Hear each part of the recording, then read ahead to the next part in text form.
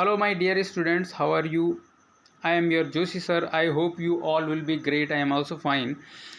Today we are going to discuss your chapter Long Walk to Freedom, Nelson Mandela. This chapter is the second chapter from your book, The First Flight. And the जहाँ तक इस chapter की बात है, ये जो long walk to freedom है, ये नेल्सन मंडेला साहब की जो है आत्मकथा है, ऑटोबायोग्राफी है। और ऑटोबायोग्राफी का मतलब होता है जो राइटर होता है उसके द्वारा वो खुद ही लिखी गई होती है, ठीक है, PHY ऑटोबायोग्राफी। तो ये जो लॉन्ग वॉक टू फ्रीडम है ये नेल्सन मंडेला की ऑटोबायोग्राफी है, उसमें से एक अंश है केवल लिया गया आपके इसमें जो आपका चैप्टर है, ठीक है। तो चलो चैप्टर की तरफ चलते हैं। जैसे कि आप देख पा रहे होंगे ये फोटो है नेल्सन मंडेला साहब की। Nelson Rohila Mandela was born on 18 July 1918 and he was died on 5 December 2013. He became the first black president of South Africa in 1994. 1994 में साउथ अफ्रीका को इन्होंने अपार्थाइड के सिस्टम से मुक्त कराया था। अपार्थाइड का सिस्टम होता है जिसमें जो काले लोग होते हैं उनके साथ गोरे लोगों द्वारा एक ऐसा संविधान बनाया गया था जिसके आधार पर उनके साथ बहुत ज़्यादा उत्पीड़न होता था। उनके जो मानव अधिकार थे उनका बहुत ज़्यादा हनन होता था।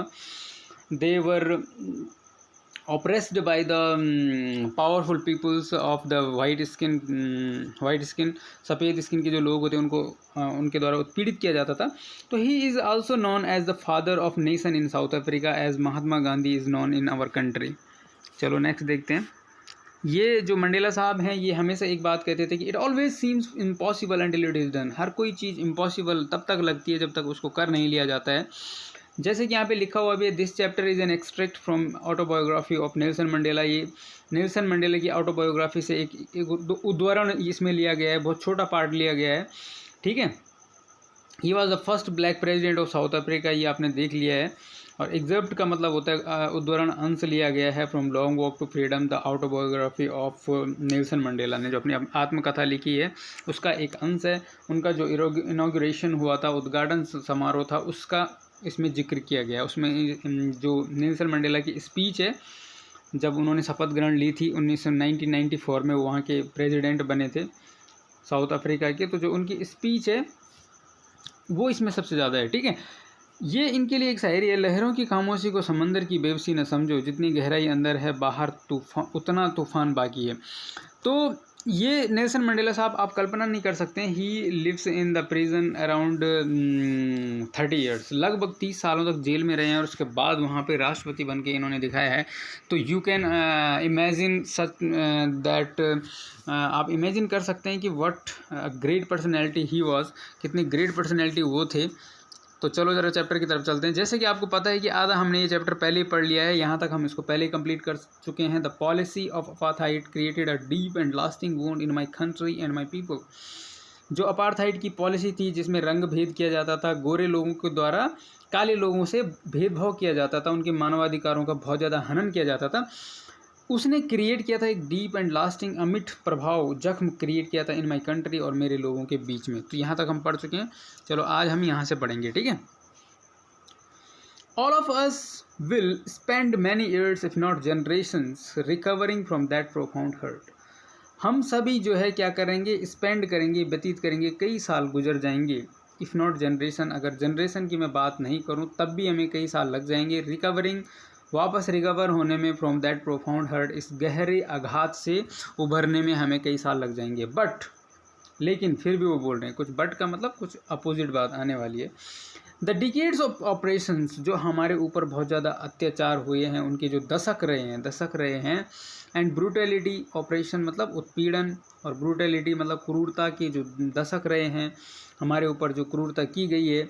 हैड अनदर, उनका एक दूसरा, अनइंटेंडेड का मतलब होता है बिना चाहा हुआ इफेक्ट भी हुआ है। और वो क्या हुआ है, that was that it produced, वो यह था कि इसने पैदा किए हैं ओलिवर टैम्बूज, द वॉल्टर सिसुलस, ये सारे वहाँ के महान क्रांतिकारी हुए हैं, मतलब जो फ्रीडम फाइटर हुए हैं, ठीक है। चीफ लुतलिस, यूसुफ डैडूज, ठीक है, ब्रैम फिशर, रॉबर्ट्स वेज और ऑफ आवर टाइम्स। तो ये वहाँ के सारे जो हैं फ्रीडम फाइटर्स किसकी वजह से पैदा हुए हैं, जो इनके ऊपर अत्याचार हुए हैं, ये वो बोल रहे हैं कि इसका हमारे ऊपर एक अनइंटेंडेड इफेक्ट रहा है, जो कि जिसने इतने बड़े बड़े क्रांतिकारियों को पैदा किया है। मैन ऑफ सच एक्स्ट्राऑर्डिनरी करेज, ये लोग इतने असाधारण साहस वाले थे, बुद्धिमत्ता वाले थे, जेनरसिटी मतलब उदारता वाले थे, दैट कि their like may never be known again, कि उनके जैसे लोग दोबारा शायद ही पैदा होंगे। तो इसका कहने का मतलब यहाँ पे ये है मंडेला साहब का कि जो हमारे ऊपर अत्याचार हुआ है उसका कहीं ना कहीं एक प्रभाव ये भी रहा है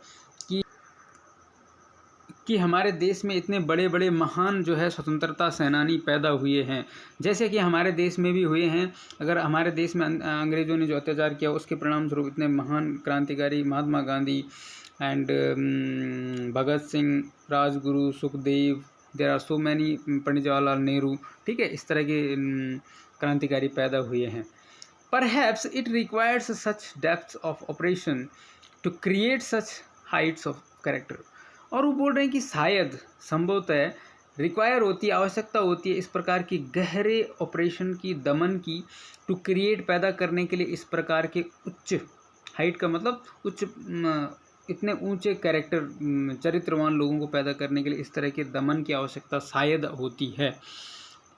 इस प्रकार वो दिखाना चाह रहे हैं कि कहीं ना कहीं जो दमन होता है उसकी वजह से कहीं ना कहीं जो महान शख्सियत होती है वो उभर के आती है। My country is rich in minerals and James, मेरा जो देश है वो मिनरल्स में और जेम्स में बहुत समृद्ध है। That lie beneath it's soil, जो इसकी धरती के नीचे हैं। बट लेकिन I have always known that, मैं हमेशा से जानता हूँ कि it's greatest wealth is it's people, मेरे देश की जो सबसे बड़ी संपदा है वो क्या है, यहाँ के लोग हैं। Finer and truer than the purest diamond, यहाँ के जो लोग हैं वो फाइनर हैं, ट्रूअर हैं, देन मतलब कंपैरिजन किया जा रहा है प्योरेस्ट जो डायमंड होता है उससे भी ज़्यादा सुंदर और अच्छे और सच्चे मेरे देश के लोग हैं। तो अपने देश के लोगों को उन्होंने सबसे ज़्यादा बेहतरीन वेल्थ जो है बताया है। नेक्स्ट चलते हैं। It is from these comrades in the struggle that I learn the meaning of courage. और यह कॉमरेड्स का मतलब होता है ये साथी जो थे जिनका अभी तक नाम लिया है उन्होंने, जिन्होंने उनके देश को स्वतंत्रता दिलाने में या जो एक अपार्थाइड का सिस्टम है उससे मुक्त कराने में योगदान दिया था, उनकी बात कर रहे हैं वो। It is from these comrades, इन साथियों से, इन द स्ट्रगल, संघर्ष में, दैट की आई लर्न, मैंने सीखा, द मीनिंग ऑफ करेज, साहस का मतलब मैंने इन साथियों से सीखा कि साहस क्या होता है। Time and again, again and again, time and again बहुत बार यूज़ होने वाला फ्रेज है। इसका मतलब होता है बार बार, समय समय पे, ठीक है। कॉमरेड का मतलब साथी होता है और रेजिलियंस का मतलब होता है समुत्थान शक्ति। तो time and again, bar bar. I have seen man and women risk, मैंने औरत और पुरुष और महिलाओं को रिस्क लेते हुए देखा है। And give their lifes for an idea, अपने जीवन को सेक्रीफाइस करते हुए देखा है। I have seen man stand up to attacks and torture without breaking, मैंने देखा है आदमी को खड़े होते हुए, लोगों को खड़े होते हुए अटैक्स के विरुद्ध, एंड टॉर्चर विदाउट ब्रेकिंग, बिना टूटे। जो टॉर्चर हुआ था, टॉर्चर का मतलब होता है उत्पीड़न को सहने की शक्ति, बिना टूटे। सोविंग स्ट्रेंथ, एक ताकत को दिखाते हुए। रेजिलियंस, समुत्थान की शक्ति को दिखाते हुए। दैट डिफाइज द इमेजिनेशन, जो इनकार करता है, उस कल्पना करने से भी इनकार करता है कि इस तरह का हो सकता है, ठीक है। नेक्स्ट चलते हैं।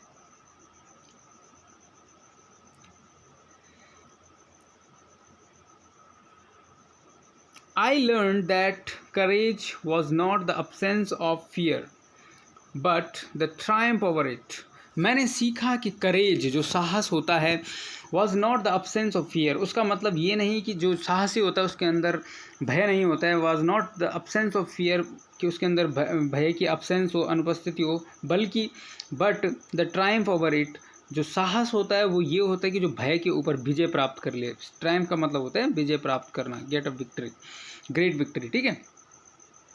The brave man is not he who does not feel afraid, बहादुर आदमी, देखो बहुत इंपॉर्टेंट बात कह रहे हैं मंडेला साहब यहाँ पे, ब्रेव मैन इज़ नॉट, बहादुर आदमी वो नहीं है, ही वह है जो डज नॉट फील अफ्रेड, जो भय अनुभव नहीं करता है, वो आदमी बहादुर नहीं है जो बिल्कुल ये सोचता है कि मुझे डर लगता ही नहीं है। बट लेकिन he who conquers that fear, वो है जो, कंकर का मतलब भी यही है विजय प्राप्त करना, ठीक है, विजय प्राप्त कर लेता है उस डर से, जो उसके अंदर डर है उससे अगर कोई विजय प्राप्त करता है तो उसको बहादुर आदमी उन्होंने कहा है, न कि उसको कि जो बिल्कुल डरता ही नहीं। No one is born hating another person because of the colour of his skin, कोई भी नहीं जन्मा है हेटिंग अनदर पर्सन, दूसरे व्यक्ति को नफरत करते हुए, बिकॉज क्योंकि उसकी कलर, स्किन के कलर के कारण, ऑफ और हिज बैकग्राउंड, उसकी पृष्ठभूमि के कारण, और हिज रिलीजन, उसकी धर्म की वजह से कोई भी ऐसा पैदा नहीं हुआ है जो किसी व्यक्ति को उसकी स्किन, धर्म और पृष्ठभूमि के आधार पे नफरत करता हो। इट मीन्स वो कहने की कोशिश कर रहे हैं कि जो हेट है वो कहीं ना कहीं जन्मजात कुछ नहीं है, जो धर्म है, चाहे स्किन है, किसी भी आधार पे जो भेदभाव हो रहा है जाति के आधार पे, वो जन्म से कुछ भी नहीं है, ये सब जो है ह्यूमन ने खुद क्रिएट किया हुआ है, ठीक है। People must learn to hate, वो बोल रहे हैं कि आदमी को अवश्य सीखना चाहिए, क्या सीखना चाहिए, नफरत करना, must learn to hate. And if, उनका ये कहने का मतलब है कि people must learn to hate, लोग अवश्य सीखते हैं नफरत करना। And if they can learn to hate, यदि वो सीख सकते हैं नफरत करना, they can be taught to love, उनको सिखाया जा सकता है प्रेम करना, to love, for love comes more naturally to the human heart than its opposite, क्योंकि चूँकि यहाँ पे फॉर का मतलब है चूँकि, love comes more naturally, love आता है अधिक स्वाभाविक रूप से, टू द ह्यूमन हार्ट्स, मानव के दिल में, देन इट्स अपोजिट, इसके विरोधी मतलब हेट के तुलना में लव ज़्यादा स्वाभाविक रूप से मानवीय हृदय में आता है।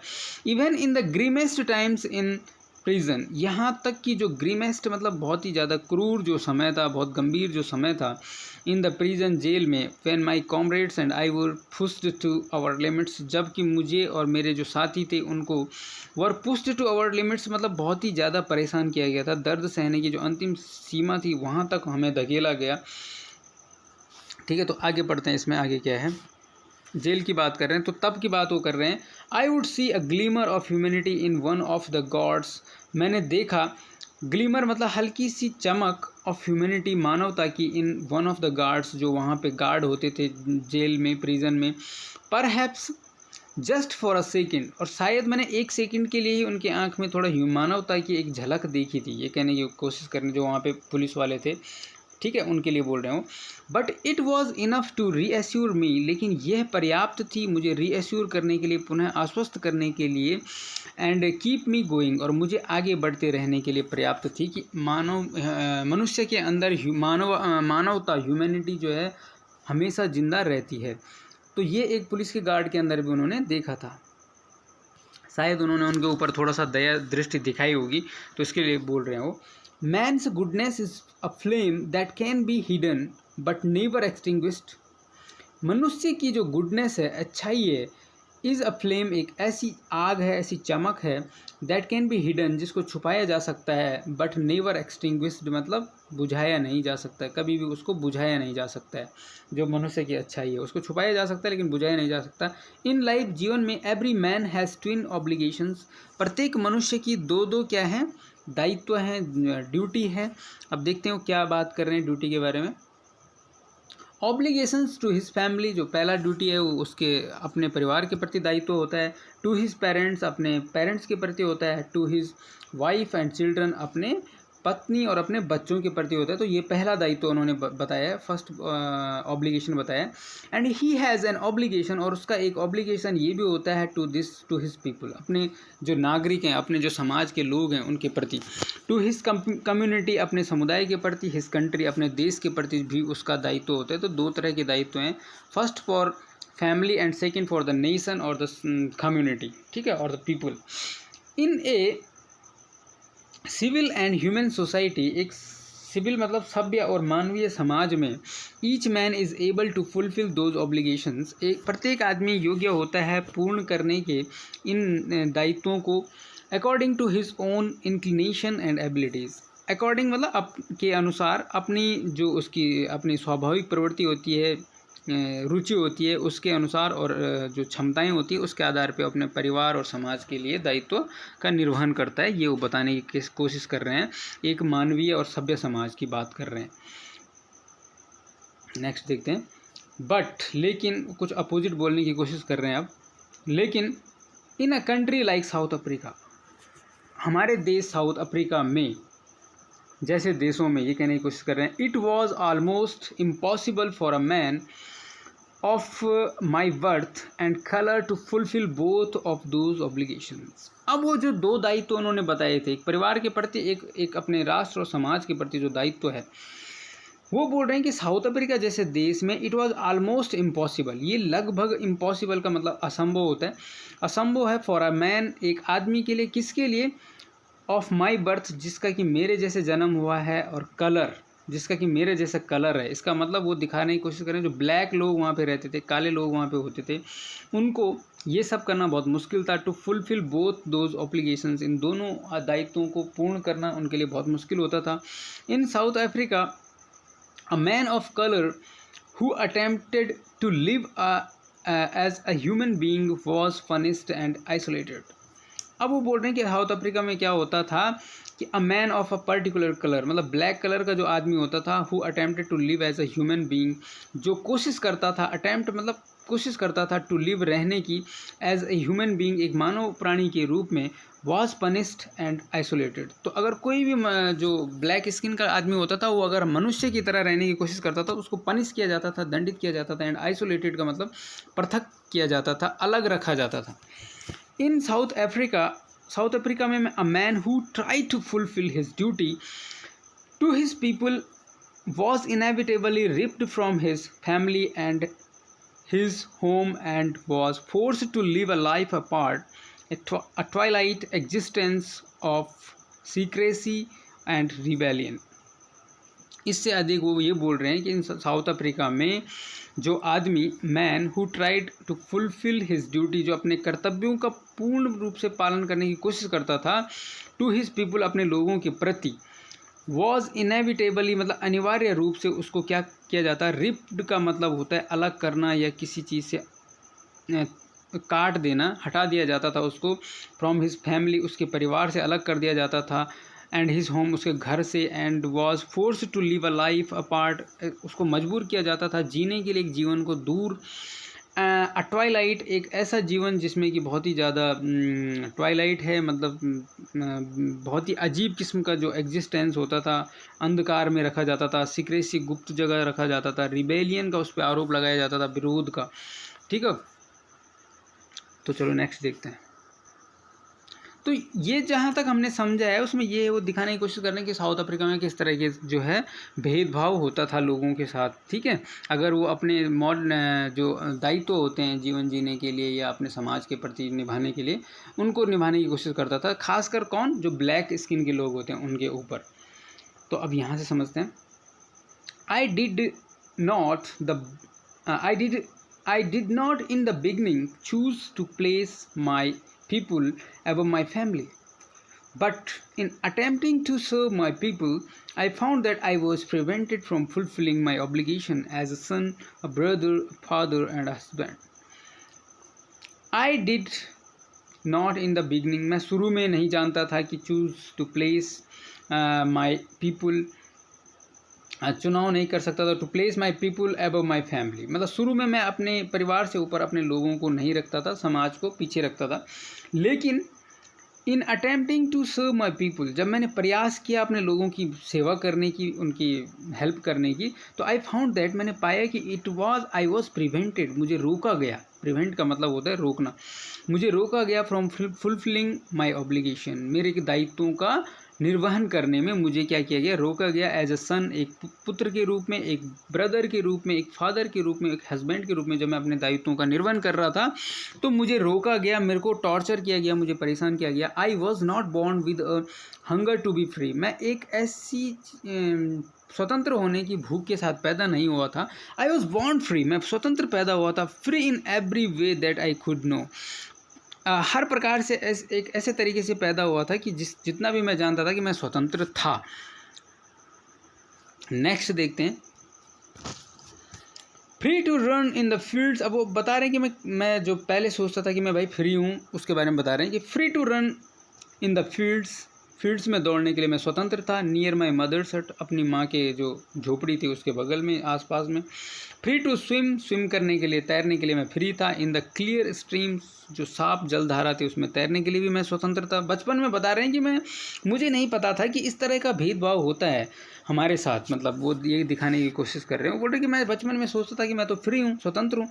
That rain through my village, जो नदी होती थी, जो क्लियर स्ट्रीम थी जो मेरे गांव से होकर गुजरती थी, तो उसमें तैरने के लिए भी मैं स्वतंत्र था। फ्री टू रोस्ट मिलीज मतलब होता है मकई को पकाने के लिए भी मैं फ्री था। Under the stars and ride the broad backs of slow moving bulls, और मैं स्वतंत्र था सवारी करने के लिए, broad backs of slow moving bulls, बैल के पीठ पे सवारी करने के लिए।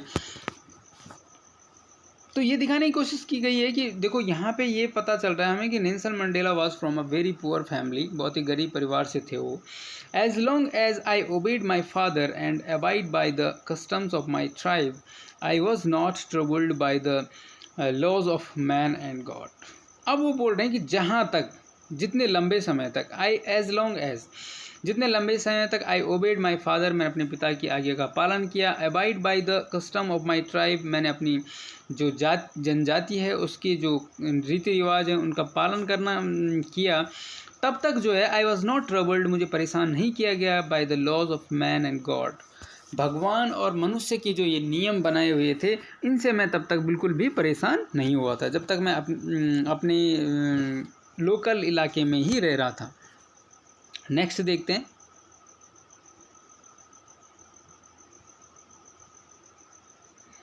It was only when I began to learn that my boyhood freedom was an illusion. ये केवल तब था when I began to learn, जब मुझे ये पता लग गया, सीख गया मैं ये कि my boyhood freedom, मेरे जो बचपन की स्वतंत्रता थी, was an illusion, वो एक भ्रम था। illusion मतलब होता है भ्रम। When I discovered as a young man, जब मैंने एक युवा व्यक्ति के रूप में पता लगाया, मुझे पता लगा that कि my freedom had already been taken from me, कि मेरी जो स्वतंत्रता थी वो पहले ही मेरे से ली जा चुकी थी। that कि I began to hunger for it, तो मैंने इसके लिए भूखा, इसके लिए मेरे अंदर जो भूख थी वो पैदा हुई। एट फर्स्ट, शुरू में एज ए स्टूडेंट, एक स्टूडेंट के रूप में, I wanted freedom only for my self, जब मैं एक स्टूडेंट था तब मैं केवल फ्रीडम चाहता था, केवल स्वयं के लिए। द ट्रांजिटरी फ्रीडम, एक अस्थाई, ट्रांजिटरी मतलब अस्थाई फ्रीडम मैं चाहता था। और being able to stay out at night, केवल इतना कि मैं बाहर रुक सकूं रात को। रीड, पढ़ सकूं, व्हाट आई प्लीज्ड, जो मुझे अच्छा लगता है वो उसको मैं पढ़ सकूं, इतनी मैं स्वतंत्रता चाहता था। And go where I choose, और जा सकूं जहां मैं चुनाव करूं जाने का। तो स्टूडेंट के रूप में वो इतनी स्वतंत्रता चाहते थे। लेटर, बाद में, as a young man in Johannesburg, एक युवा व्यक्ति के रूप में जोहानिसबर्ग में, आई यर्नड, मैंने चाहा, for the basic and honourable freedoms of achieving my potential, भाई मैंने एक आधारभूत और सम्मानित फ्रीडम चाहिए, स्वतंत्रता की एक ऐसी वो चाहिए कि जिसमें थोड़ा मुझे सम्मान भी मिले। अचीविंग माई पोटेंशियल, और अपने जो मेरे लक्ष्य थे उनको प्राप्त करने के लिए मैंने ऐसी स्वतंत्रता चाहिए। ऑफ अर्निंग माई कीप्स, मेरी जो अर्निंग थी उसको जारी रखने के लिए। Of my marrying and having a family, अपना एक विवाह करने की और एक परिवार रखने की स्वतंत्रता जब मैंने चाही एक यंग व्यक्ति के रूप में जोहानिसबर्ग में। The freedom not to be obstructed in a lawful life, एक ऐसी स्वतंत्रता जो कि ऑब्स्ट्रक्टेड मतलब होता है रोका गया, जो न रोका गया हो, इन अ लॉफुल, एक न्याय कानून से परिपूर्ण जीवन में। बट, लेकिन तब, देन आई स्लोली, मुझे धीरे धीरे, सो दैट, मैंने देखा कि not only was I not free, केवल मैं ही फ्री नहीं, not only was I not free, केवल मैं ही ऐसा नहीं था जो कि फ्री नहीं था, बट माई ब्रदर्स, मेरे भाई मेरी बहन, वर नॉट फ्री, वो भी जो है फ्री नहीं थे।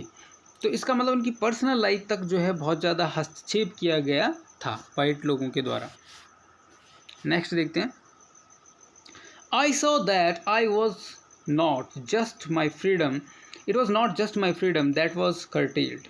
आई सॉ दैट, मैंने देखा कि it was not just my freedom, ये केवल मेरी फ्रीडम नहीं था, दैट वॉज curtailed. curtailed का मतलब होता है कतरना, छोटा किया गया था जिसको, but the freedom of every one, ये प्रत्येक की स्वतंत्रता, who looked like I did, जो दिखाई देता था जैसे कि मैं दिखाई देता हूँ, मतलब black.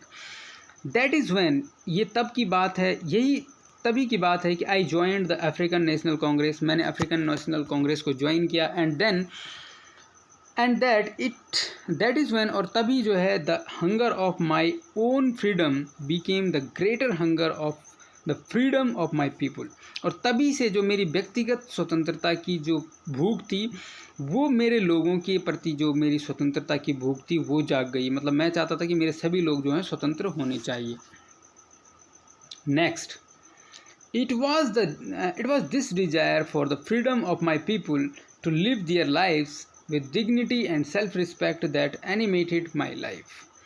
It was the desire, ये वो इच्छा थी, for the freedom of my people, मेरे लोगों की स्वतंत्रता की जो डिजायर मेरे अंदर थी, to live their lives, ताकि वो जी सकें अपने जीवन को with dignity, मतलब गौरव के साथ, विद सेल्फ रिस्पेक्ट, आत्मसम्मान के साथ, दैट एनिमेटेड माई लाइफ, इसने मुझे मेरे जीवन को क्या किया, एक बूस्ट दिया, एक उद्वेलित किया. That transformed a frightened young man, इसने जो है एक भय मतलब डरने वाले यंग मैन को क्या कर दिया, ट्रांसफॉर्म्ड कर दिया इनटू किसमें, ए बोल्ड वन, एक साहसी व्यक्ति के रूप में. That drove a law abiding attorney to become a criminal, और इसने ही जो है एक लॉ का पालन करने वाला, लॉ अबाइडिंग मतलब लॉ का पालन करने वाला जो अटॉर्नी था, एक कानून का विशेषज्ञ था, वकील था, उसको क्या बना दिया, टू बिकम अ क्रिमिनल, एक क्रिमिनल बना दिया. That turned a family loving husband into a man, उसने एक परिवार को प्रेम करने वाले पति को एक आदमी में चेंज कर दिया, विदाउट अ होम, जिसका कोई घर नहीं था. That forced a life loving man, इसने एक जीवन को प्रेम करने वाले आदमी को चेंज कर दिया to a life to live like a monk, इसमें बदल दिया कि वो एक मॉन्क की तरह जो है, मॉन्क का मतलब होता है सन्यासी की तरह जीवन जीने लग गए. तो जो ये अत्याचार था, उन्होंने उनके जीवन में इतने बड़े परिवर्तन लाए. नेक्स्ट देखते हैं.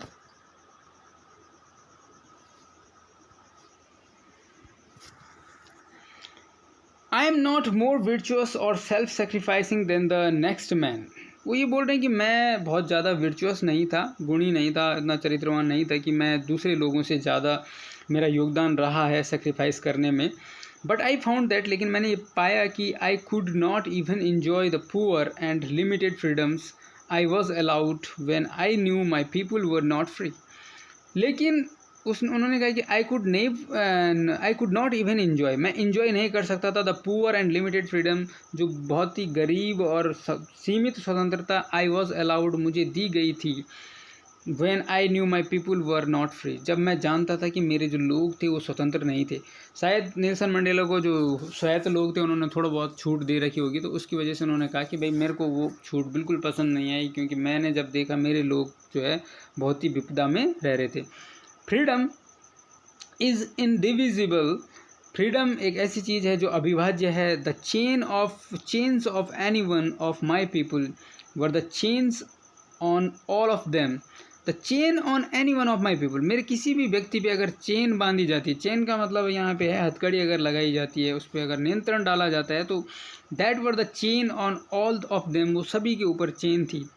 The chain on all of my people were the chain on me, और जो चेन मेरे सारे लोगों पर थी, वही चेन जो है मेरे ऊपर भी बांधी गई थी. ये उन्होंने माना कि जो बंधन थे उनके ऊपर लगाए हुए. I knew that the oppressor must be liberated just as surely as the oppressed. मैं जानता था कि ऑपरेसर का मतलब होता है दमनकर्ता, और ऑपरेस्ड मतलब जिनका दमन किया गया, ठीक है. प्रेजुडिस का मतलब होता है पूर्वाग्रह. मैं जानता था कि द ऑपरेसर, जो दमन करता है, मस्ट बी लिबरेटेड, उसको भी स्वतंत्र किया जाना चाहिए. Just as surely as the oppressed, उतनी ही निश्चित रूप से जितना कि जिसका दमन किया जा रहा है उसकी तरह उसको भी स्वतंत्र किया जाना चाहिए. ये अक्सर होता है कि जो दमन करता होता है उसको भी कहीं ना कहीं आत्मग्लानि होती है दूसरे का दमन करने के लिए. A man who takes away another man's freedom is a prisoner of hatred. एक आदमी जो लेता है दूसरे व्यक्ति की फ्रीडम को, स्वतंत्रता को, इज़ अ प्रिजनर एक ऐसा कैदी होता है ऑफ हेटर्ड, नफ़रत का एक कैदी होता है वो। He is locked behind the bars of prejudice and narrow mindedness, वो आदमी जो है लॉक्ड होता है बिहाइंड द, भले ही उसके वो जेल में नहीं होता है लेकिन वो इस नैरो माइंडेडनेस संकीर्ण मानसिकता और पूर्वाग्रहों की जो जंजीर होती है, बार होती है, उसके पीछे जो है कैद होता है, लॉक्ड होता है, जो क्या करता है, दूसरे का दमन करता है, ऑपरेसर होता है जो। नेक्स्ट देखते हैं। I am not truly free if I am taking away someone else freedom, मैं सही रूप में जो है स्वतंत्र नहीं होता हूँ। If I am taking away, यदि मैं ले रहा हूँ दूसरे की स्वतंत्रता। Just as surely as I am not free when my freedom is taken from me, उतना ही न्यायोचित रूप से कि जितना कि आई एम नॉट फ्री, मैं स्वतंत्र नहीं होता हूँ, when my freedom is taken from me, जब मेरी स्वतंत्रता मेरे से ली जाती है। The oppressed and the oppressor alike are robbed of their humanity, जो ऑपरेसर होता है, जो ऑपरेस्ड होता है, जो जिसका दमन किया जाता है, उसके तो नेचुरल रूप से उसकी जो ह्यूमैनिटी होता है उसको रॉब किया जाता है, रॉब का मतलब लूटा जाता है। लेकिन जो ऑपरेसर होता है, जो दमन करने वाला होता है, उसका भी उसी समान रूप से, अलाइक मतलब उसी समान रूप से रोब ऑफ किया जाता है, उसको वंचित किया जाता है या उससे लूटा जाता है, उसकी मानवता को। ठीक है, तो ये था आपका chapter. Thank you for watching and अगर आपको ये वीडियो पसंद आई है तो आप उसको सब्सक्राइब करें चैनल को और अन्य बच्चों के साथ शेयर करें। और this is from your Joshi sir and thank you for watching again. ठीक है, हेलो माय डियर स्टूडेंट्स, तो ठीक है, आपने वीडियो देख लिया होगा और आप किस चैप्टर के क्वेश्चन आंसर कर लीजिए, और जो बोर्ड के एग्ज़ाम की दृष्टि से इंपॉर्टेंट क्वेश्चंस होंगे उनको मैं अलग से आपको वीडियो में करा दूंगा। Thank you for watching this video और I hope you all will be great. ठीक है, बाय बाय।